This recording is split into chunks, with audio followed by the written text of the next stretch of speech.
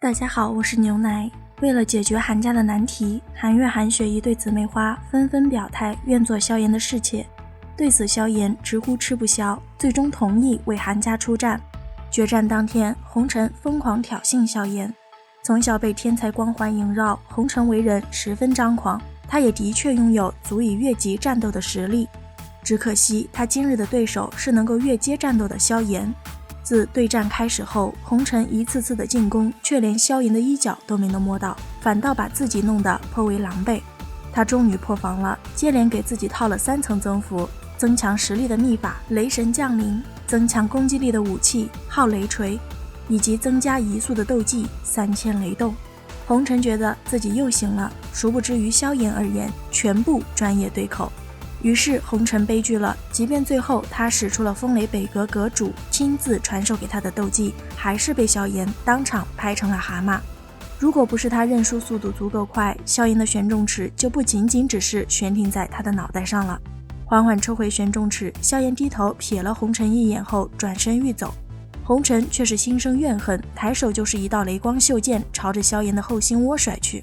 即便萧炎先前及时停手饶过他一命，红尘的这种卑劣举动令在场的很多人谩骂出声，可雷光袖剑还是在众人或惊骇或愤怒的视线之中，精准地命中了萧炎的后心窝。然而没有血，意识到什么的红尘立马就想要求饶，可惜晚了，萧炎已经来到了他的身后。随着萧炎这一掌拍出，红尘彻底废了，经脉尽断，吐血不止。弘历接受不了自己的儿子被废，当下想要动手让萧炎给他的儿子偿命。此时一名灰衣老者也站出来要为红尘讨个说法，当然他最主要还是想弄清楚萧炎的3000雷动到底是从何处袭来的。韩家众人见萧炎被围，当即飞身到萧炎身旁为其壮士。韩家家主韩池更是怒骂弘历不讲道义，弘历这些年横行霸道惯了，才不想管那么多。他也不相信韩家会为了一个外人与他们洪家彻底翻脸。可萧炎毕竟是韩家请来帮忙的人，若是韩家现在退缩了，那名声可就真的臭了，以后更别想在天北城立足。韩池深知现在的他应该也必须要坚定地维护萧炎，只可惜先前站出来的那名灰衣老者是风雷北阁的长老沈云，实力4星斗宗巅峰。沈云想废了萧炎，不仅仅是因为3000雷动是风雷北阁的顶级身法之一，只传核心弟子绝不能落入外人手中，还因为3000雷动涉及到了风雷阁的镇阁之法3000雷幻身。风雷阁能够在中州大陆有着如今的地位，这3000雷幻身有着至关重要的作用。沈云以韩家的未来作为筹码，威胁韩池不要插手。作为韩家家主，韩池十分纠结。正沉思间，萧炎出声笑着表示：韩伯父，此事与你们无关，便不要再插手了。闻言，韩池心头猛地一震，抱拳冲着萧炎道歉后，韩池就领着韩家众人脱离了战场，唯有其紧握的拳头显示了他内心的不平静。萧炎是真的不怪韩池，他也不想将整个韩家牵扯进来，毕竟他一个人打不过，跑就是了。不过就目前看来，仅凭沈云和弘历二人，跑的那一个一定不会是他。然而韩雪并不知道萧炎底牌众多，她只觉得自己害惨了萧炎，因此在沈云带着雷光鬼爪直指萧炎天灵盖时，她毅然决然地冲上去挡在了萧炎的面前。韩雪的举动令萧炎很是意外，不过他还是反应极快的一把揽住韩雪的纤腰，反手将人推离了战场。不少人眼看着萧炎就要命丧鬼爪，血溅当场，不忍心的想要闭上眼睛。然而下一秒，一道身影挡住了沈云的攻击，连退10来步后，稳住身形的沈云暴怒不已。可当他看清楚对面竟然是一具实力比他还强的斗宗傀儡时，他心头猛地一沉。傀儡他是打不过，但萧炎却必须死。弘历，我拖住这个傀儡，你出手击杀那小子，只要他一死，傀儡便是会自动停止，到时候解决了他，这具斗宗阶别的傀儡便送于你洪家。眼看地妖魁来势汹汹，沈云急忙闪避，同时出声喝道：给儿子报仇还能得到斗宗级别的傀儡，这样的好事弘历自然是不可能错过的。连忙满口答应下来。弘历取出自己的大刀，以为胜券在握，毕竟他也算是半只脚踏入斗宗阶别的强者。可是实战下来，他却发现萧炎的速度太快了，他根本连萧炎的衣角都碰不到。沈云这边被地妖魁压着打，一直催促弘历尽快解决掉萧炎，而久久追逐不到萧炎的弘历彻底失去了耐心，于是他召唤洪家众人协助他困住萧炎。弘历这般不要脸不要皮的操作，不仅震惊了在场的围观群众，还镇住了洪家的一些强者。但迟疑了一下后，洪家之人还是上前帮忙了。韩雪见此情况，怒骂洪家之人都是些不要脸的混蛋，他还想冲上去给萧炎帮忙，却被自家爹爹一把拦住。韩池正毫不客气地吐槽自家闺女儿别去帮倒忙，萧炎这边已经被洪家的10来名强者团团围住了。跑啊，你不是跟兔子一样跑得很欢吗？等老子将你双腿砍了，看你还怎么跑。弘历握着大刀，一脸狞笑地朝着萧炎走去，然而下一秒他便僵住了，因为萧炎准备了许久的火莲终于是融合好了。追得爽了？看了一眼将他团团围住的洪家众人，萧炎森冷一笑，轻声道：快撤！弘历眼瞳紧缩，可惜太晚了。随着他的声音落下，萧炎就消失在了原地，那巴掌大的碧绿火莲也在瞬间炸开，奔腾的碧绿火浪犹如潮水般疯狂涌出，不过瞬间便融了大半个天石台。好在火浪最终并未扩散到观众席上，待得浓郁的灰尘渐渐散去后，观战的众人都呆滞了。只见下方巨大的广场之上，一个足有几十丈庞大的坑洞突兀出现，在坑洞之外密密麻麻地布满着许多犹如脉络般的裂缝，互相缠绕间占据了将近半个天石台。